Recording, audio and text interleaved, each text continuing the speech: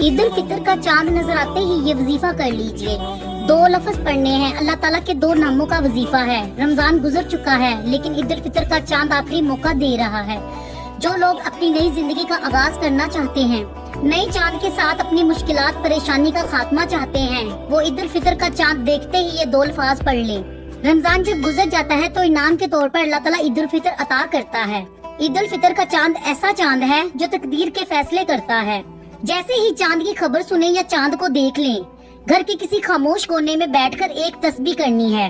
باوضو ہو کر مسلے پر بیٹھ جائیں. نبی کریم صلی اللہ علیہ وآلہ وسلم کی ذات پر 11 مرتبہ درود پاک پڑھنا ہے. اپنے مقاصد ذہن میں رکھیں. رمضان کے بعد اللہ تعالیٰ راضی ہوتا ہے. انعام کے طور پر جو مانگو گے مل جائے گا.